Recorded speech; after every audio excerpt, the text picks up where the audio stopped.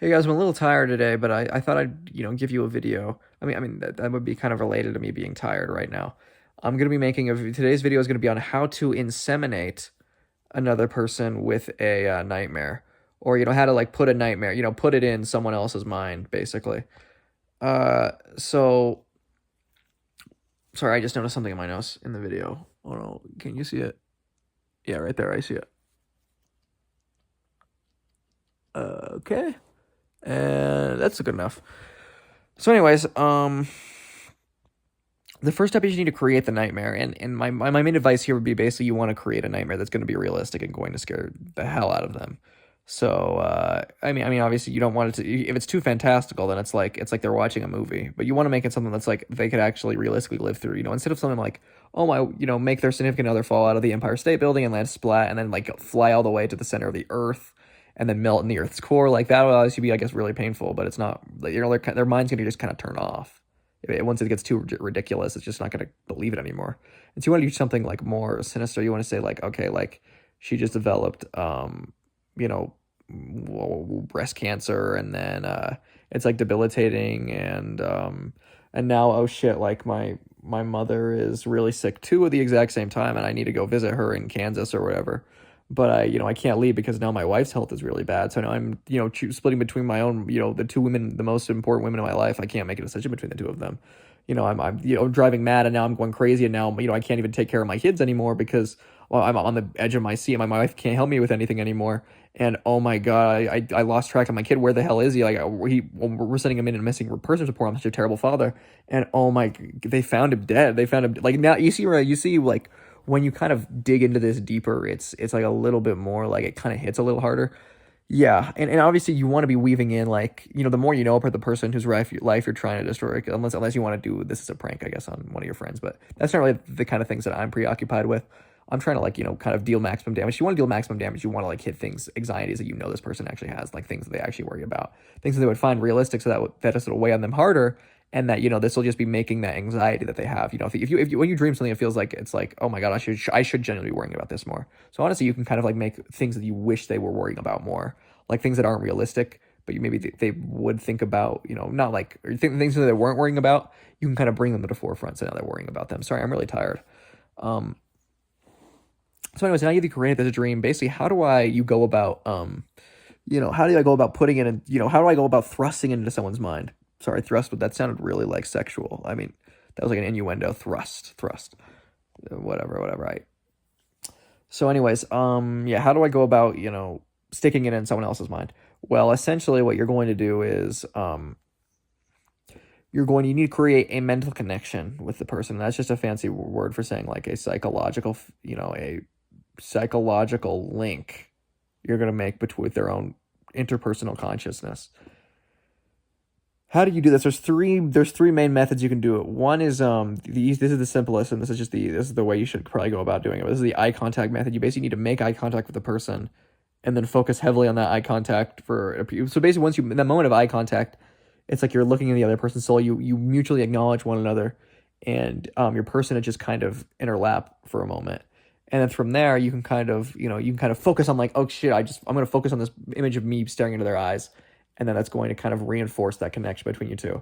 And then if you keep focusing for like maybe like 3 more minutes, then you'll make the connection, and then the connection, you want to keep focusing on it. That's the next step. So that's one way to do it. The next way to do it is, you want to have the like nearly identical stimulus to the person, and then you need to think about the other person. So let's say, like, the best way to do this is you watching a movie. So if I'm watching a movie, or I'm watching a play, and we're in similar locations, we're looking at that, and those exact moments we're staring at the exact same thing. We're getting the exact same noise. We're getting the exact same image, perspective, whatever, blah blah blah. It's matched up enough. Now if I think about the other person, like, it's kind of like, if this is the image and this is like the mind realm, and we're looking at the image realm, and then it kind of goes like this. You connect to the image realm, and you can, if you think back, okay, now I want to go back to this, instead of going back and forth with yourself, you'd be like, okay, now I'm going to swing around to the person in there. So okay, now I've swung around here, and I've made a connection here. So once you've made that connection, you know that well, you made a connection. I don't fucking remember the point of this video. What is this video about? I'm really tired. I'm kind of losing it lately. I actually, like, think I just don't have any motivation anymore.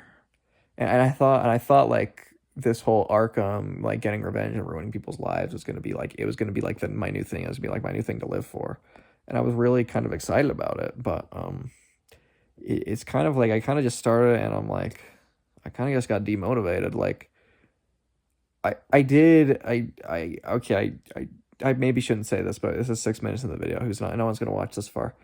I did go and just stab.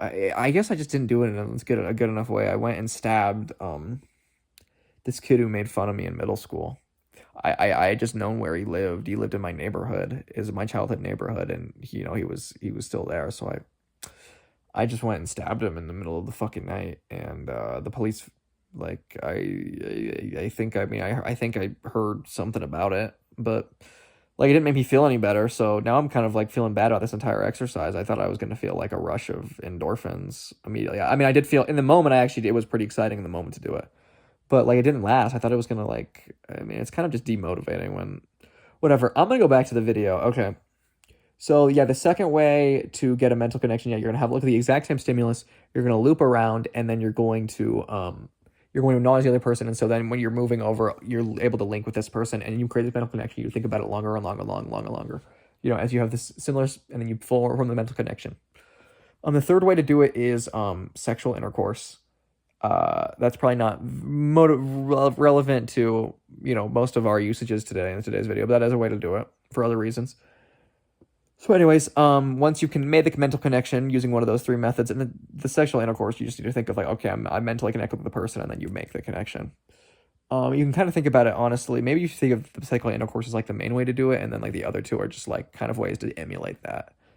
No, don't think about it that way. No, that's really weird to think about it that way. Okay, so now if step three is you basically need to take your mental connection, and it's going to whittle down, and it's going to die down, and it's going to fade away eventually. And if you're close enough to if you're close enough to bed nighttime, then you can kind of skip this third step. The third step is basically, well, okay, it's died down, and now I need to rebuild it. How do I rebuild it? So it's like you've already laid the asphalt, you've already laid the gravel, you've already laid the groundwork. You basically just need to think back on the exact like a few exact images of the moment. So like if you when you made eye contact with the person, you kind of need to have like a kind of photographic memory. You just need to remember, like, okay, what was it like staring at this person's eyes? Like, what did I see in their eyes? What are their eye color? What is it? All these sort of things. You want to remember it as vividly as you possibly can. And then sorry, that's not my ball sack. That's my leg. Sorry. Yeah, that might have looked a little weird. It looked weird to my perspective. Maybe it's just because it's late. So,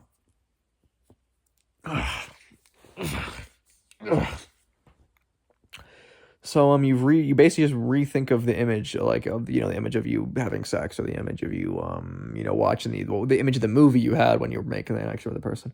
You're gonna think back at that, and you're just gonna refocus on it. It's like, okay, boom, okay, yeah.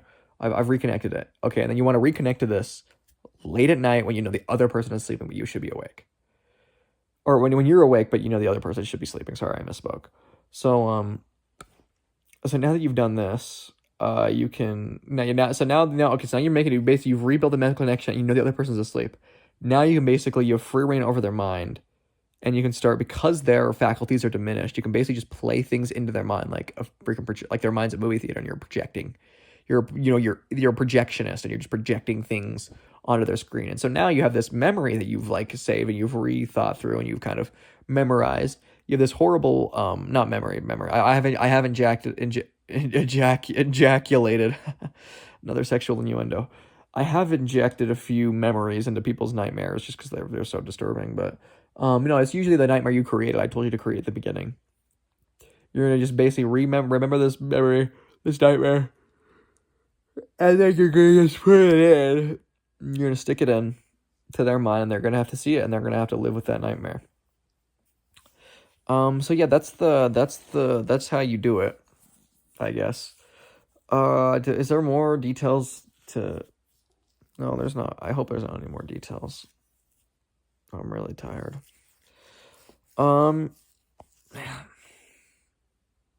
I hit an animal with my car today, and I don't mean I do think some humans are animals, but I didn't hit a human. I hit a raccoon with my car. And it reminded me of when my mom hit that dog with her car. Um, that's like a long story. That's a different video. I just thought like it just kind of reminded me of that. I don't know.